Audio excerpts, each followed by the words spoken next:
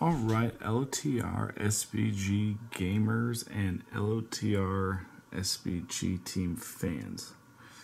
I'm here with my army, my newest, I should say, army showcase, and it's a very special army. And I've done two videos, kind of the evolution of my Gondor and some updates on my Gondor. I've been waiting to put them as a actual showcase for a long time, and I think now is the right time to do it. So this army right here is my Gondor. I'm fielding my 800-point Gondor army that I've built, and then added in a couple models to showcase them that I've painted recently. Let me tell you a little bit about my Gondor real quick. I probably have... this is just a small fraction of the Gondor I own. As typical LTR guys are, I have a whole carrying case, one of the big ones dedicated to just troops and stuff, and I have my heroes and stuff in there and some more spread out. But I really have enjoyed painting my Gondor, especially recent years, these new models. I'm going to showcase them here in just a second. But first off, let me show you this board. This board was custom made by Right Wargame Terrain. This is the scene of Faramir riding out, and also the attack of Gondor. And this board was featured at the Ringo South number 3. And it's really cool. I really like the board. The terrain stuff, it's very Gondorish. Here's my stat trackers. My gold dice that I won at Ride to the Rohirrim first place. I placed first with this army here, and also my Gondor priority marker. So I really nerded out with this army, as I always will. Here's the ramp where they ride down. So, but let me go over my heroes real quick. You've seen Faramir, and that's the foot Faramir. Here's the new Ingold. He is not in my army, but I wanted to showcase his paint job nonetheless. That's the new Aragorn model from the Three Hunters. Aragorn LSR is in my army. I think I'm going to use that one as the dismount. I just like that model a lot. Not only that, but his pose is awesome. His paint job is awesome. And with these new models, a lot of them just really fall into place when you put them together. But here's a little shout out. You do need to put them together in order of the directions. If you don't, then it's harder to put them together, and actually almost impossible in some things. I had to rip off his back. So just put them together in order from the directions. Then here's Elorlis. He is not in my army, but I got them all and just painted them. Very easy to paint, and he's a cool looking model. Kind of simple. Then the new Denethor. I have the old one as well. I think this guy's face, let me see if I can get a close up on him. I think his face looks more like the actor, and the detail on his face is really subtle. So get a close up on his face as well. I've gotten better at painting faces over the years, with this Aragorn right here, I think, being the best one. Oh. So I took the most time painting him. I always like to take time painting Aragorn.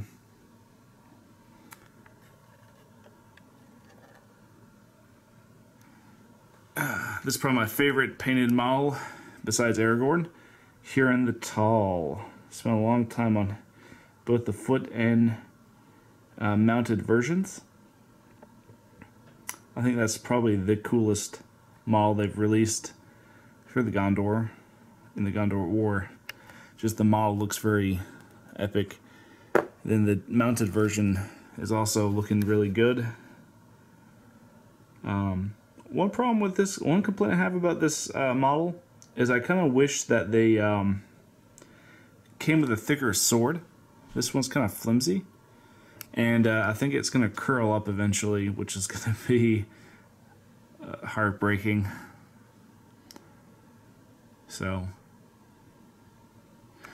Alright, so the army, I have so many Minas Tirith warriors, but I've redone a lot of them and put them on bases from Secret Weapon. I believe they're not the cobblestone, but the flagstone bases.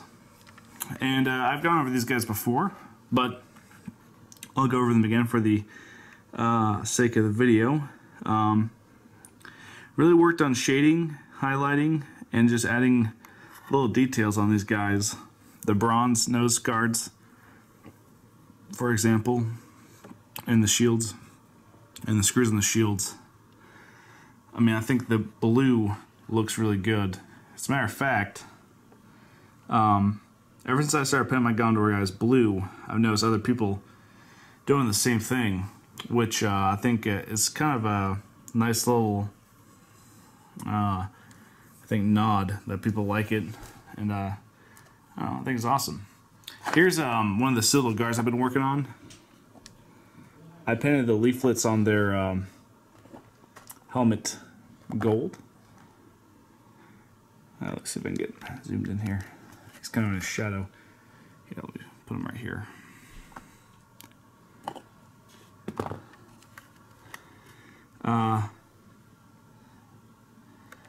Move Faramir.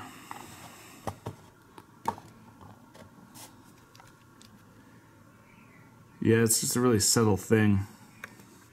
But let's see if I can go.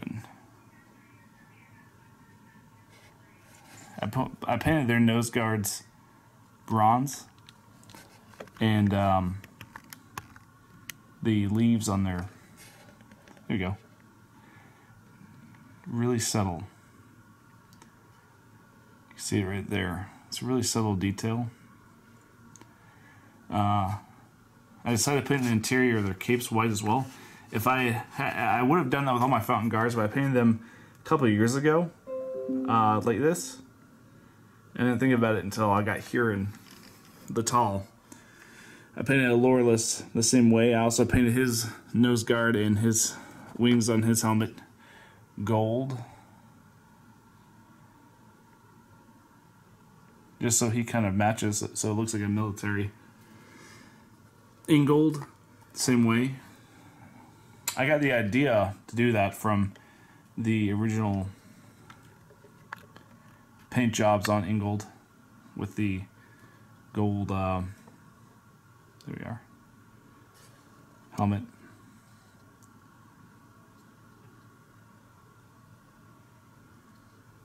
So, I think Ingold's sword is the right thickness. That's kind of what I wanted Hurons to be. It might not look as realistic, but in terms of carrying and transporting your models, I think it's a little bit better. So, alright guys, well that's my army showcase for my Gondor. Finally, I think I finally finished them. Of course, I will be adding on more models when we get them. And I hope you guys like, share, subscribe, and comment below. And enjoy your Middle-earth adventures.